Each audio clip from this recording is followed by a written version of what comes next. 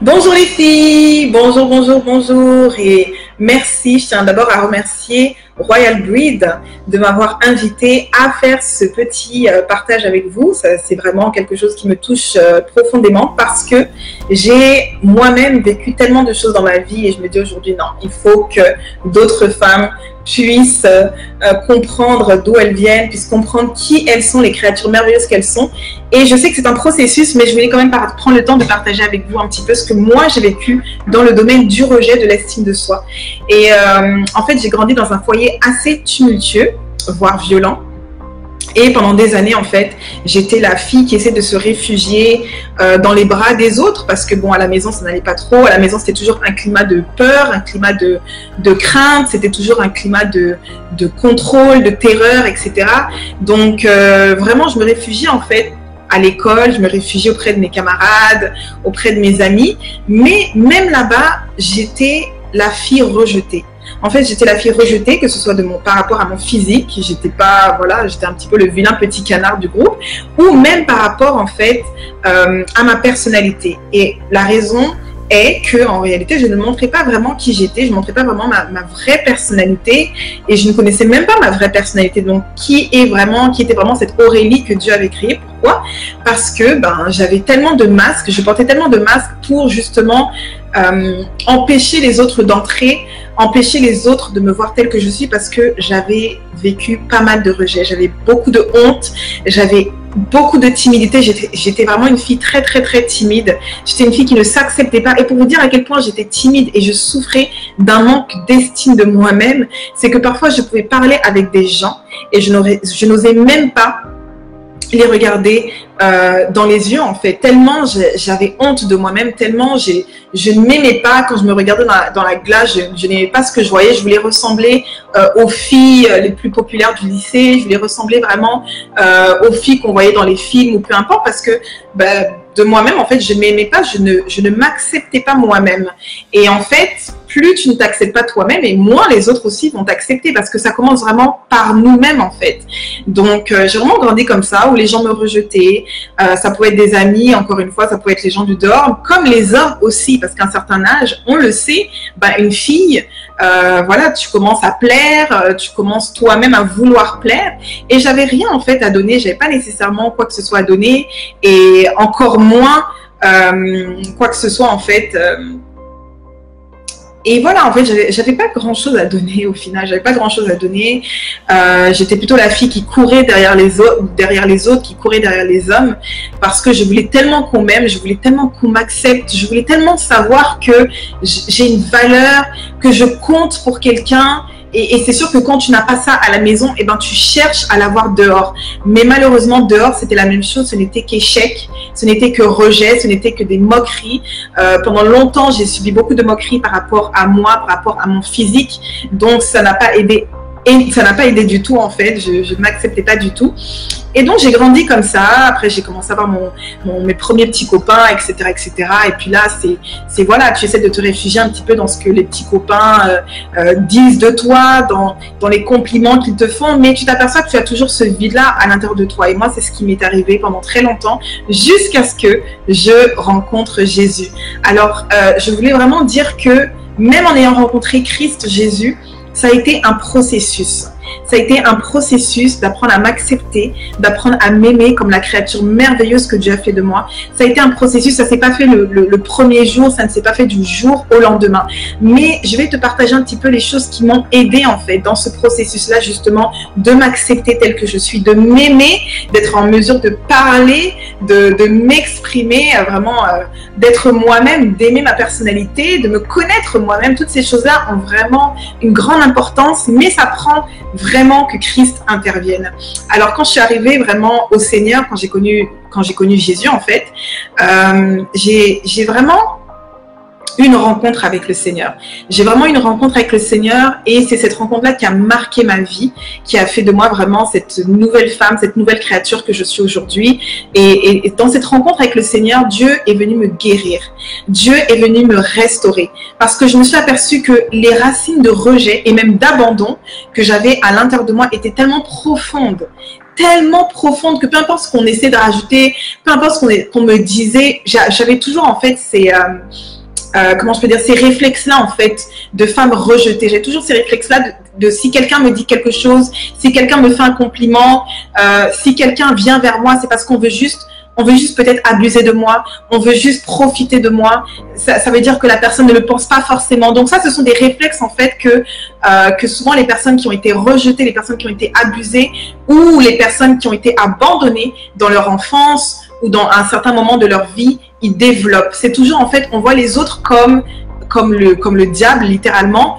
On voit les autres comme des personnes mauvaises et des personnes qui veulent juste nous faire du mal.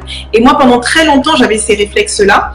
Et Dieu a dû vraiment venir arracher. C'était vraiment des racines, c'était tellement profond en moi. Ça c'était imaginé depuis l'enfance. Dieu est venu arracher au fur et à mesure ces choses-là. Mais comment est-ce que Dieu a fait ça? C'est par la parole de Dieu. C'est par la parole. Et c'est pourquoi aujourd'hui, je suis tellement attachée à la parole de Dieu parce que j'ai vu la puissance de la parole de Dieu à l'œuvre dans ma vie. La parole de Dieu a une puissance. Et souvent, on essaye en fait de s'auto-motiver. On essaye de se dire plein de paroles positives. Et bien que oui, c'est important de parler positivement de soi-même, je crois personnellement que la parole de Dieu est vraiment ce qui vient faire une différence dans nos vies. Les filles, ce n'est pas les paroles positives, ce n'est pas les pensées positives qui peuvent opérer une transformation profonde en nous, une transformation sur le long terme.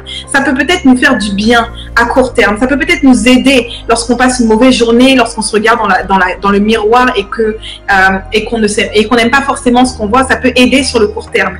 Mais vraiment en profondeur et sur le long terme, la transformation, c'est la parole de Dieu qui l'opère. Donc, c'est vraiment par la foi. J'ai cru dans les paroles que Dieu me disait. J'ai découvert un Dieu qui m'aimait. J'ai découvert mon papa. J'ai découvert un Dieu qui avait donné sa vie pour moi. J'ai découvert un Dieu qui, comme dit le psaume 27, verset 10, là où mes parents ou mes amis, ou peu importe, dit, tu peux le remplacer par le nom que tu veux, là où mon père et ma mère m'avaient abandonné, ce Dieu-là m'a recueilli. Ce Dieu-là m'a recueilli. Là où j'étais comme une orpheline, ce Dieu-là est venu me recueillir, ce Dieu-là est venu m'aimer. Et vraiment, j'ai découvert ce Dieu-là et son amour m'a tellement aimé, sa grâce m'a tellement en fait rempli, sa grâce m'a tellement suffi que je n'avais pas le choix en fait que de croire dans les paroles qu'il me disait. Et même parfois où je doutais, Dieu amenait toujours des paroles, Dieu amenait toujours en fait sa parole pour me dire comment est-ce qu'il me voit, pour me dire comment c'est quoi qu'il pense de moi. Dieu est vraiment venu me guérir par sa parole. Mais il a fallu que je croie dans cette parole. Et j'ai cru dans cette parole qui disait que je suis une créature merveilleuse. J'ai cru dans cette parole qui disait que Dieu a pris le temps de me former dans le ventre de ma mère. J'ai cru dans cette parole qui disait que mon père et ma mère m'abandonnent, mais l'Éternel me recueillera. J'ai cru dans cette parole qui disait que même si le ciel et la terre, que les collines chancellent, que le ciel s'effondre ou quoi que ce soit, j'ai cru dans ces paroles en fait qui disaient que peu importe ce qui m'arrive, peu importe qui me rejette, peu importe qui ne veut plus de moi, peu importe qui me laisse demain ou aujourd'hui, ou peu importe, ou dans le passé, peu importe, Dieu m'accueille, Dieu m'aime, Dieu m'accepte tel que je suis, c'est lui qui m'a créé, Dieu me connaît. Ça m'a aussi énormément aidé de savoir que, ok, j'ai un Dieu qui voit toutes mes erreurs, qui voit tous mes défauts, mais qui m'aime quand même.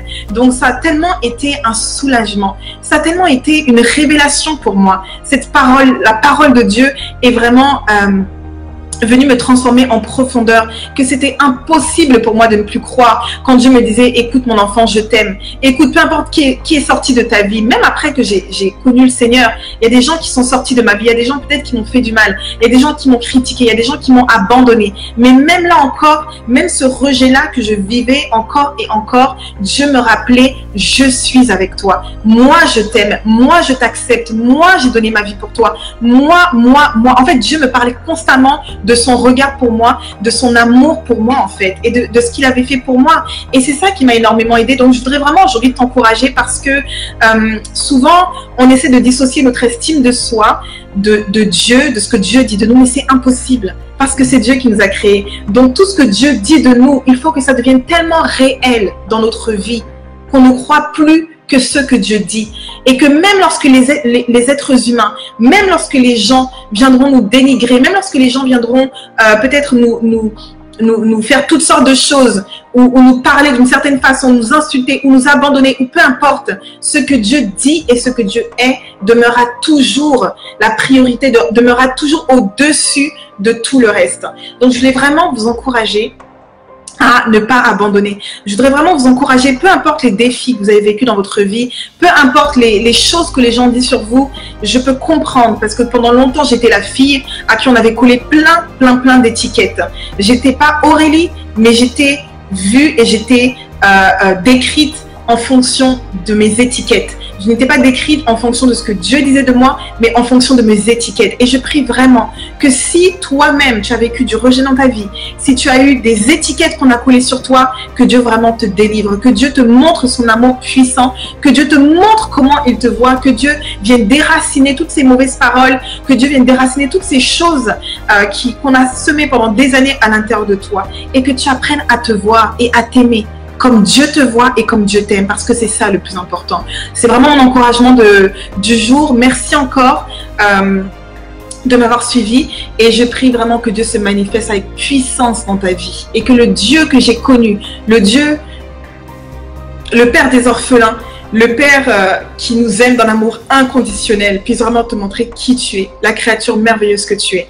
Donc voilà, je t'encourage, je t'aime et je prie que Dieu te bénisse et que sa gloire resplendisse dans ta vie. À la prochaine et que Dieu te bénisse. Bye bye.